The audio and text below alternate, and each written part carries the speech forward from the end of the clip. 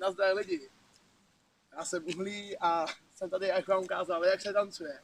Když chcete rozbolet někde ve diskotéce, tak základ je vždycky věšení prádla. Tak jim jdeš dívat prádlo. Jde, holky už začínají koukat. A takhle se to rozjíždí. Tak, prvnímu tanci se říká Johnny tanečník.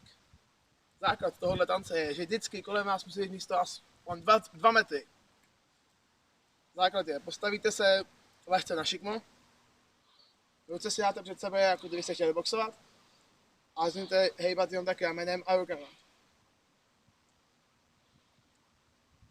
Tento sexy tanec vždycky přiláká spousty lidí. Teda respektive, pokud kolem vás není místo 2 metry, tak si ho tímhle 100% uděláte. Tak, pokud chcete něco svižnějšího a teda taky potřebujete trošku víc prostoru kolem sebe samozřejmě, ale je to takový máchání rukama, skoro jako hip-hop, ale méně epileptický. A základně můžete dělat spoustu způsobů.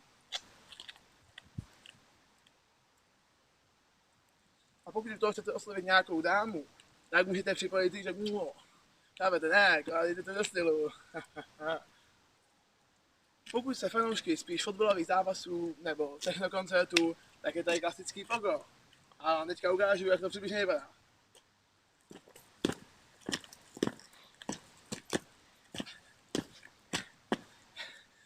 U toho se taky zapotíte. A pokud chcete něco opravdu moderního, a tady taky věc, který se říká pogo v sedě.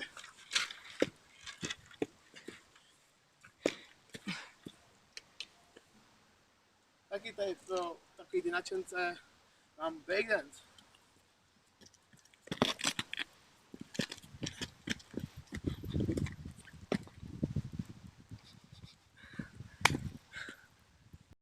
Pro nadšence spíše 70. let máme speciální tanec, který vždycky byl hitem všech diskoték a říkalo se mu želva.